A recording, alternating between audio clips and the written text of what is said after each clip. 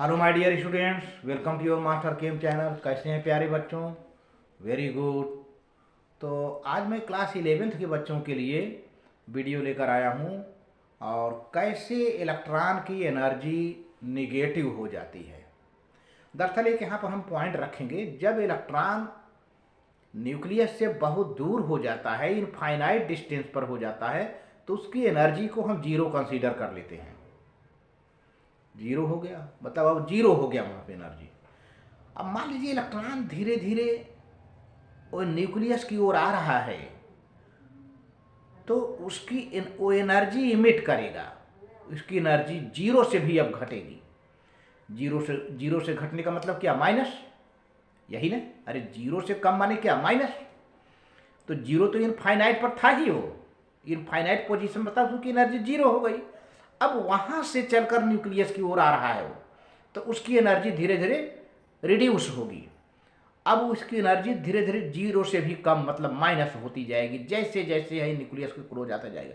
इसीलिए एनर्जी का कैलकुलेशन हमने माइनस 1312 अपान एन स्क्वायर करके कराया था पिछली वीडियो में। तो आज देखिए उसका मतलब क्या है। ये माइनस का मतलब बच्चे समझ नहीं पाते क्यों है, तो उसके बारे में डिस्कशन होगा, कुछ फार्मूलेज होंगे। तो प्यारे बच्चों देखो,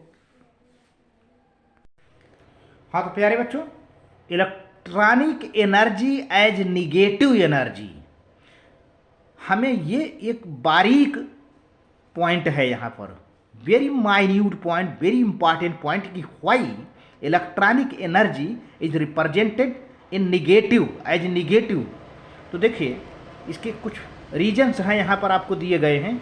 इस पर क्वेश्चन आता है, the negative value of energy of electron En is equal to minus 1312 upon n square is explained as when the electron is at the distance infinity from the nucleus, there is no force of attraction on the electron by the nucleus and energy at this point is taken as zero। तो प्यारे बच्चों, जब electron बहुत दूर होता है nucleus से, बहुत ज़्यादा न्यूक्लियस से दूर हो जाता, आर बढ़ जाता है, उसका रेडियस बढ़ जाता है, न्यूक्लियस का फोर्स ऑफ अट्रैक्शन बिल्कुल कम हो जाता है, ना के बराबर हो जाता है, नेग्लेजिबल हो जाता है। और ऐसी कंडीशन में उसकी एनर्जी जीरो कंसीडर की जाती है। किसकी? इलेक्ट्रॉन की, इनफाइनाइट पॉइंट पर। तो अब देखिए ये तो ये हो गया जीरो की बात है। इलेक्ट्रॉन की एनर्जी कब कंसीडर की जाएगी जीरो? जब बहुत इनफाइनाइट डिस्टेंस पर होगा न्यूक्लियस से और फोर्स ऑफ अट्रैक्शन नेग्लेजिबल होगा। तो at that point the energy is consider to be zero. चलिए नेक्स्ट पॉइंट में क्या कही जा रही है बात। एज अब वहां से मान लीजिए इनफाइनाइट से अब वो धीरे धीरे धीरे धीरे न्यूक्लियस की ओर, slowly gradually coming towards nucleus. तो अब इसका मतलब न्यूक्लियस का जरा जरा फोर्स उस पर लगता जा रहा है, जैसे जैसे न्यूक्लियस के पास आ रहा है वो उस पर फोर्स लग रहा है। तो as the electron moves towards the nucleus it experiences force of attraction by the nucleus and some energy is given out and it begins to negative from zero।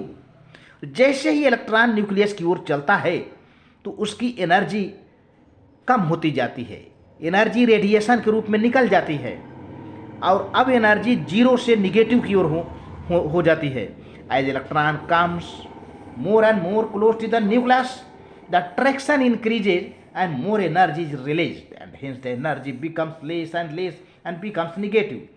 और जैसे ही इलेक्ट्रॉन और नजदीक आता है न्यूक्लियस के तो फोर्स ऑफ अट्रैक्शन और बढ़ जाता है और एनर्जी और रिलीज हो जाती है, और इतना रिलीज होती है कि रिलीज होते होते एनर्जी उसकी कम होती जाती है, कम होती जाती है, और जो कि निगेटिव हो जाती है। अच्छा, एक condition third, the energy of an atom in ionized state is taken as zero and when the electrons added up into the ion attraction takes place।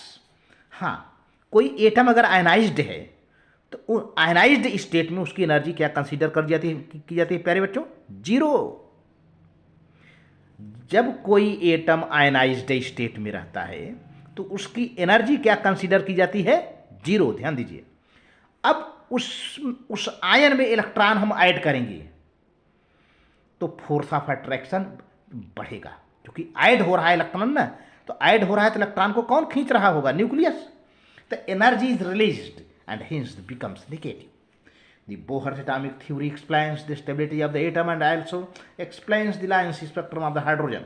इस तरह से देखा जाए प्यारे बच्चों तो बोहर्स एटॉमिक थ्योरी एटम की स्टेबिलिटी का एक्सप्लेनेशन करता है और एटम के हाइड्रोजन के लाइन स्पेक्ट्रम को भी अच्छे से डिफाइन करता है।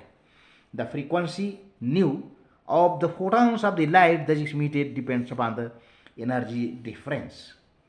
तो इस तरह से जो फ्रीक्वेंसी हमारे पहले भी वीडियो में बातचीत किया था, फ्रीक्वेंसी जो फोटॉन की फ्रीक्वेंसी है वह किस पर डिपेंड करता है? एनर्जी डिफरेंस पर of the two energy levels E1 to E2।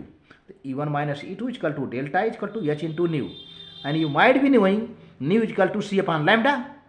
तो putting the value of nu frequency C upon lambda तो हो जाएगा delta equal to HC upon lambda. तो this is the energy equation of photons. तो thank you very much. Video अच्छी लगे तो like करके सब्सक्राइब कर देना बेटा, शेयर कर देना। Very good.